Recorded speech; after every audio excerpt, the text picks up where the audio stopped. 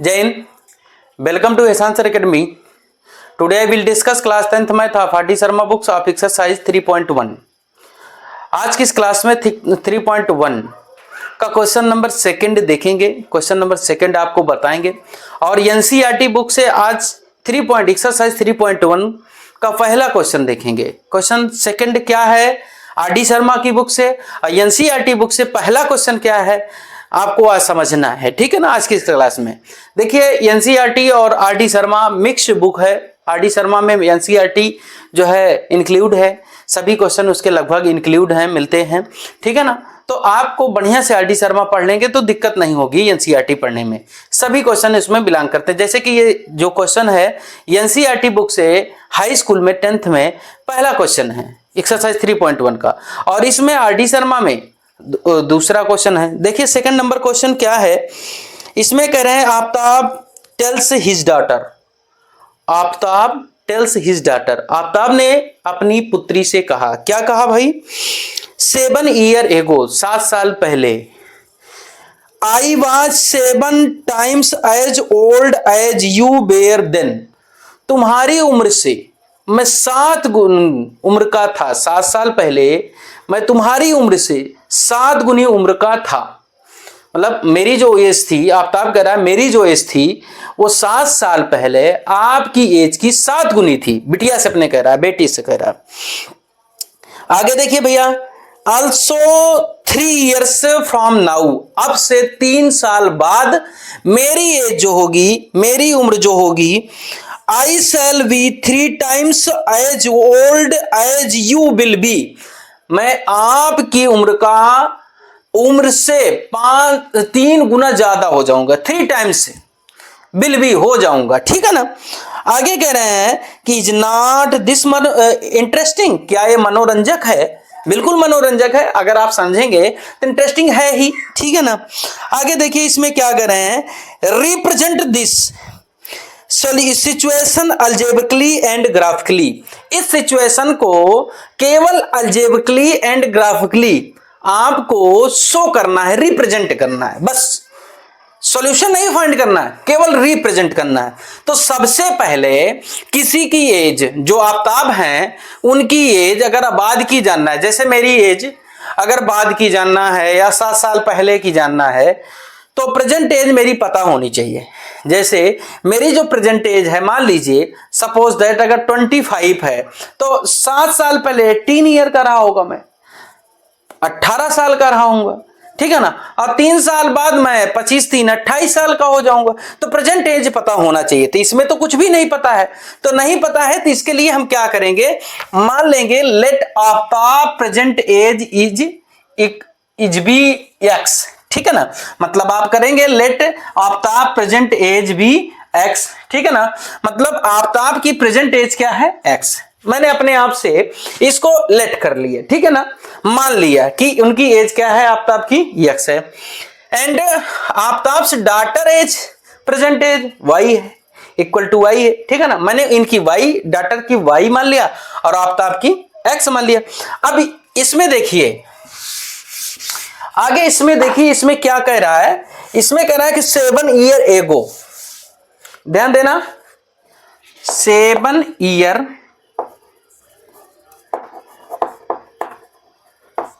ago, ठीक है ना। प्रिया, आज एक बच्ची है जिसने कमेंट किया कि सर एनसीईआरटी एक्सरसाइज 3.1 का सॉल्यूशन आप हमको दीजिए सर, पढ़ा दीजिए यूट्यूब पर। तो जो एनसीईआरटी बुक से, मैं एनसीईआरटी बुक से ही पहला क्वेश्चन ये पढ़ा रहा हूं, आर डी शर्मा की बुक से दूसरा क्वेश्चन बता रहा हूं, ठीक है ना। पूरा वीडियो देखिएगा, बहुत अच्छा समझ में आएगा, सभी क्वेश्चन अपने आप लोग कर लेंगे, कोई दिक्कत नहीं होगी आपको, ठीक है ना। 7 years ago, देखिए अगर आपकी एज, ठीक है ना, मेरी एज या किसी की एज अगर अभी प्रेजेंट में जो है तो 7 साल पहले की पूछा जाएगा तो 7 साल उसमें से सब्ट्रैक्ट कर दिया जाएगा, घटा दिया जाएगा। एग्जांपल के तौर पर अगर मैं अभी 28 years का हूं, अगर 28 साल का हूं तो 7 साल पहले 21 साल का था। अगर मैं अभी 40 साल का हूं तो 7 साल पहले मैं 33 साल का था, ठीक है ना। तो वही चीज है 7 years ago। आपकी जो एज है 7 ईयर्स एगो अगर फाइंड करना है तो उसमें से 7 लेस हो जाएगा। तो प्रेजेंट एज आफ्ताब की क्या है, यक्स है, तो आफ्ताब एज क्या हो जाएगी, आफ्ताब एज क्या हो जाएगी, x माइनस 7 हो जाएगी। 7 ईयर एगो कह रहे हैं और प्रेजेंट एज उसकी यक्स है, आफ्ताब की यक्स है, तो 7 ईयर्स एगो क्या हो जाएगी, x माइनस 7 हो जाएगी। And daughter age, and daughter age, daughter age क्या हो जाएगी भैया, y माइनस 7 है ना, y माइनस 7 हो जाएगी ना। अब इसमें क्या करें, आफ्ताब क्या करें, आफ्ताब हिज डाटर, आफ्ताब ने डाटर से क्या कहा, उसने कहा कि 7 ईयर्स एगो मेरी एज जो है आपकी एज की 7 टाइम है, मतलब 7 गुनी है। तो ये 7 गुनी है, 7 गुनी x माइनस 7 और इसमें 7 से मल्टीप्लाई तो y माइनस 7 हो जाएगा, ठीक है ना। x माइनस 7 इज इक्वल आप 7y हो जाएगा माइनस 49 हो जाएगा। इसको इधर ट्रांसफर कर लीजिए, x माइनस 7y और माइनस 7 प्लस 49 हो जाएगा इज इक्वल टू क्या हो जाएगा, 0 हो जाएगा। x माइनस 7y और इसमें से 7 लेस हो जाएगा तो 42 इज इक्वल ऑफ 0। देखो अलजेब्रिकली बीज गणितीय रूप में आपने इसको लिख दिया, इक्वेशन नंबर फर्स्ट आपने बना लिया। ये अलजेब्रिकली आपने इस सिचुएशन को रिप्रेजेंट कर दिया, एक सिचुएशन को। दूसरी सिचुएशन क्या है, दूसरी सिचुएशन क्या है, 3 ईयर्स आफ्टर, 3 ईयर्स आफ्टर, कितना ईयर्स आफ्टर है, 3 ईयर्स, तो 3 years after Aftab as,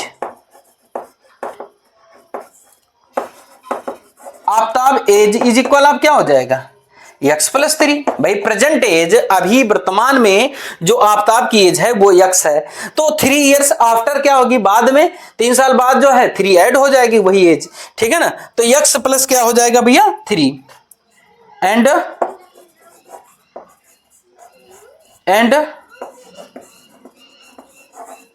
daughter age y plus 3। अब क्वेश्चन में क्या कहा जा रहा है, आफ्ताब कह रहा है कि 3 ईयर्स आफ्टर, ठीक है ना, 3 ईयर्स आफ्टर जो है मेरी जो एज है, ध्यान दीजिएगा, 3 ईयर्स आफ्टर मेरी जो एज है वो 3 टाइम्स होती है आपकी एज से, मतलब अपने डॉटर से कह रहा है कि आपकी एज की 3 टाइम्स है, मतलब जो ये है इससे ये 3 गुना ज्यादा है, ठीक है ना। तो x प्लस 3 अगर इसमें 3 से मल्टीप्लाई कर दें, 3 से गुणा करवा दें, भाई ये 3 गुना ज्यादा है। जैसे मेरे पास 100 रुपया है, ठीक है ना, और वो किस मान लीजिए आपके पास 300 रुपया है, ध्यान दीजिएगा आपके पास 300 रुपया है, तो आपके पास 3 गुना ज्यादा पैसा है ना, तो मैं अपने 100 रुपए में 3 से गुणा करवा दूं तो आपके इक्वल हो जाऊंगा कि नहीं हो जाऊंगा। तो अगर आपके इक्वल हो जाऊंगा तो हो गया, इक्वल लिखा भी जा सकता है। तो इसमें वही चीज है, आफ्ताब 3 ईयर्स आफ्टर जो है इसकी एज 3 टाइम्स थी, मतलब 3 गुना ज्यादा थी, किसकी एज की, डाटर की। तो इसमें डाटर वाले में 3 से मल्टीप्लाई करवा दो, इक्वल हो जाएगा। तो x plus 3 is equal of 3y plus 3 3 जा 9, इसको इधर करिए, plus 3 minus 9 is equal of 0, x minus 3y minus 6 is equal of 0। ये सेकेंड इक्वेशन हो गया। अब देखो हमको ये जो अलजेब्रिकली था, मतलब इसको आपने बीजगणितीय रूप में शो कर दिया, ये आंसर हो गया। अब दूसरा इसमें कहना है ग्राफिकली इसको शो करिए, मतलब ग्राफ बना करके इसको शो करना है। तो ग्राफिकली शो करने के लिए सबसे पहले आपको वैल्यू फाइंड करना होगा, वैल्यू मतलब मान फाइंड करना होगा, x और y के 2 मान, जिससे उसको नंबर लाइंस पे शो किया जा सके। तो हम क्या करेंगे, फ्रॉम इक्वेशन फर्स्ट लेंगे, मतलब इक्वेशन फर्स्ट से, फ्रॉम इक्वेशन फर्स्ट लेंगे। इक्वेशन फर्स्ट में when x is equal of, देखो इसको हम इधर ट्रांसफर कर लेते हैं, थोड़ा सा एक लाइन और लिख लेता हूं ताकि आपके समझ में आए भैया। x minus 7y plus 42 is equal of 0 है, यही है ना इक्वेशन फर्स्ट, ये देखिए यही है। तो x is minus 7y is equal of minus 42, ध्यान रहे when x is equal of 0, ठीक है ना। अगर x इज इक्वल ऑफ 0 है then 0 minus 7y is equal of -42, y is equal of -42 y में -7, 6 आ जाएगा, है ना। 7 6 जा 42 हो जाएगा, 7 छंग 42। अब y की वैल्यू क्या हो गई, 6 हो गई, x की वैल्यू 0 हो गई, ठीक है ना। अब इसी प्रकार से हमको क्या करना है, हमको एक वैल्यू और फाइंड कर लेना। एक पॉइंट तो मिल गया 0 6, एक पॉइंट मिल गया, एक पॉइंट और हमको फाइंड कर लेना। व्हेन अब x इज इक्वल आप अपने यहां पुट करिए, इतना पुट करना है कि फ्रैक्शनल नंबर ना आए। जैसे वैल्यू y की क्या आई 6 आई ना, अब ऐसा कुछ मान लें कि फ्रैक्शनल आ जाए तो थोड़ा सा दिक्कत होगी ग्राफ में रिप्रेजेंट करने में। तो इसलिए आपको ऐसा कोई वैल्यू मानना है अपने यहां, चाहे जो मानिए कोई दिक्कत नहीं है, चाहे जो लेट कर लीजिए। x की वैल्यू आप 2 कर लीजिए, 3 कर लीजिए, 4 कर लीजिए, जो भी आपको करना है उस पर केवल इतना ही ध्यान देना है कि वो बटे में ना आए, मतलब फ्रैक्शनल ना हो, ठीक है ना, इसको ध्यान में रखना है। तो जैसे मैं x की वैल्यू जो है मान लेता हूं, x की वैल्यू मान लेता हूं 1 मान लेता हूं, तो 1 मानूंगा तो इधर ले जाएगा तो 41 हो जाएगा, नहीं होगा, पॉइंट में आ जाएगा। 2 मान लेता हूं तो इधर 40 हो जाएगा, 2 भी नहीं होगा। 5 मान लेता हूं, ठीक है ना, 5 मानूंगा तो इसमें लेस करूंगा 5 तो 37, वो भी नहीं कैंसिल होगा, ठीक है ना। तो इसमें मैं मान लेता हूं 7 मान लेता हूं, x is equal of 7, then यहां पुट करो 7y इज इक्वल ऑफ -42, इसको उधर ट्रांसफर करिए, -7y is equal of -42,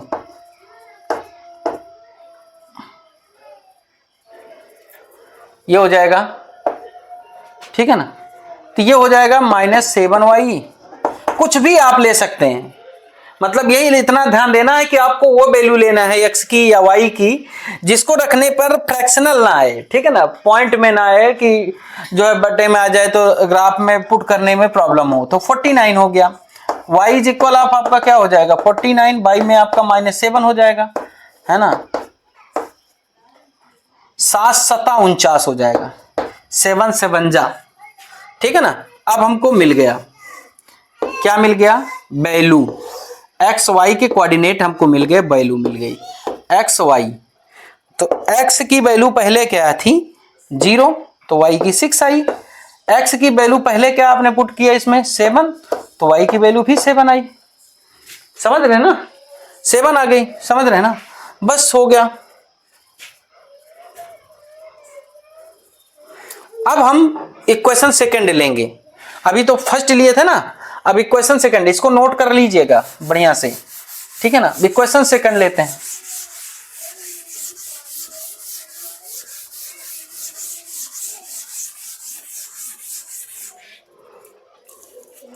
from equation second, equation second लेते हैं। तो इक्वेशन सेकंड क्या है, x minus 3y minus 6 is equal of 0, तो x minus 3y is equal of 6 हो जाएगा। व्हेन x की वैल्यू कुछ पुट करो, when x is equal of 0,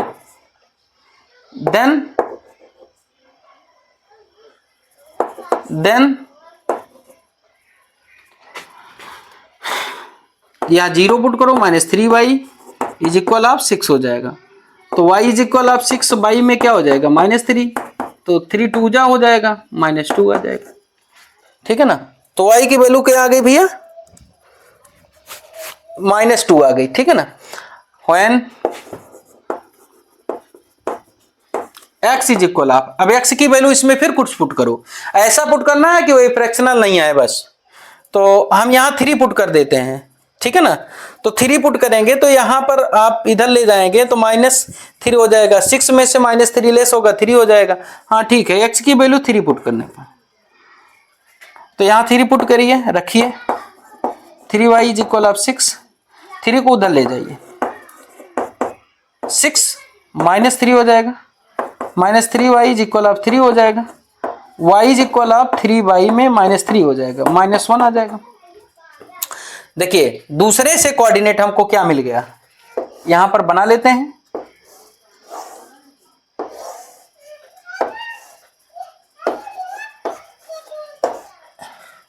दूसरे से हम कोऑर्डिनेट क्या बना लेते हैं, 0 और -2 मिल गया हमको, और उसके बाद 3 एंड -1 मिल गया ना।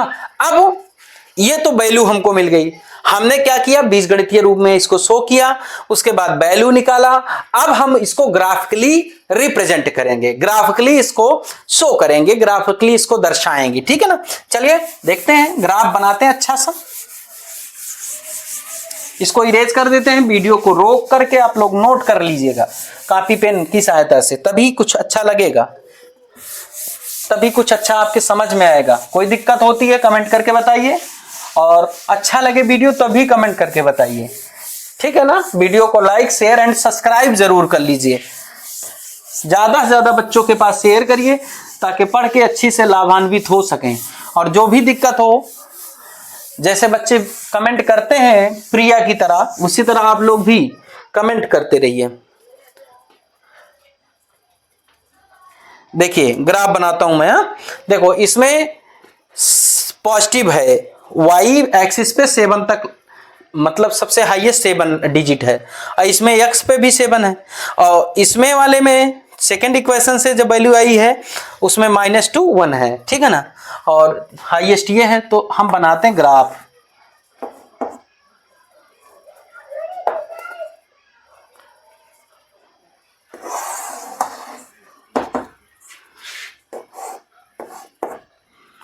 ठीक, अब ये x एक्सिस है, और x एक्सिस की पॉजिटिव डायरेक्शन, तो 1 2, इसको स्केल की सहायता से नाप के बनाइएगा। अगर ग्राफ पेपर है तो बहुत अच्छी बात है, अगर नहीं है तो स्केल से नाप लीजिए, कोई जरूरत नहीं है ग्राफ पेपर की।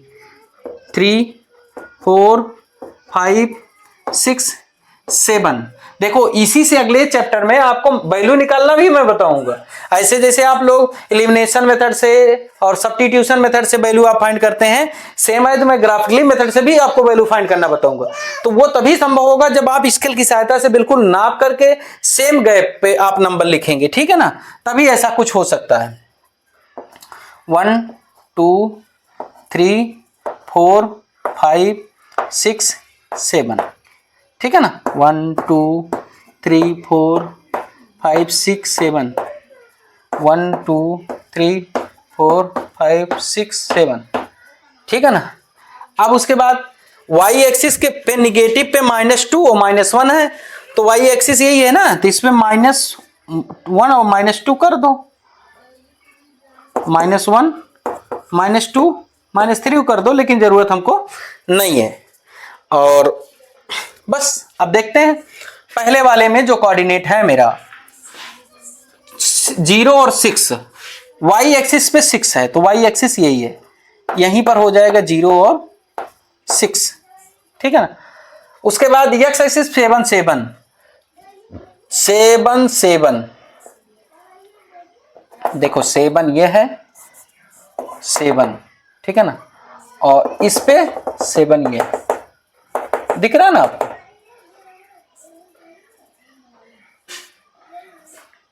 दिख रहा है ना। तो यहां पर कुछ इसी तरह से, ऊपर न दिख रहा हो तो यहां बना देता हूं मैं, ठीक है ना, 7 7। तो यहां से एक रो ऐसे खींच दीजिए, सीधी खींचना है इसको, ठीक है ना, ये हो गया भैया, ऐसे सीधा खींच दोगे तो ये बन गया, ठीक है ना, समझ रहे हैं ना आप लोग, ये रो बन गया। अब ये किसको रिप्रेजेंट कर रहा है, जो पहला इक्वेशन था, ठीक है ना। सेम एज इसमें भी कर लीजिए, 0 -2, 0 x एक्सिस पे 0, y एक्सिस पे -2, तो 0 -2 यहां होगा, ठीक है ना। और उसके बाद 3 -1, 3 -1, 3 यहाँ है ना, तो इसके सामने आएगा यहाँ पर, तो यहाँ आएगा 3 -1, इसको मिला दो ऐसे, ठीक है ना। इसको जब मिला दोगे तो ये रिप्रेजेंट हो गया इसका, ठीक है। ये है ग्राफिकली मेथड, ये ग्राफ बन गया। अब इसको जब आगे बढ़ाओगे तो जहां पर ये दोनों काट देंगे, जिसके सामने काटेंगे वही वैल्यू हो जाएगी, वही आंसर हो जाएगा, ठीक है ना। फिलहाल जहां बनाना होगा बताना होगा वहां बताएंगे। यहां पर तो अभी आपको केवल ग्राफ बनाना था। ग्राफ बनाना आप लोग सीख गए होंगे, उम्मीद करते हैं, ठीक है ना। तो यहाँ ये किसको प्रेजेंट कर रहा है, x - 7y, x - 7y + 42 = 0 को, ये इसको रिप्रेजेंट कर रहा है, ठीक है ना। और वो वाली जो लाइन है वो किसको रिप्रेजेंट कर रही है, x - 3y - 6, x - 3y - 6 = 0, ये इसको रिप्रेजेंट कर रहे हैं, ठीक है ना। ये आपका ग्राफ बन करके तैयार हो गया, ठीक है ना।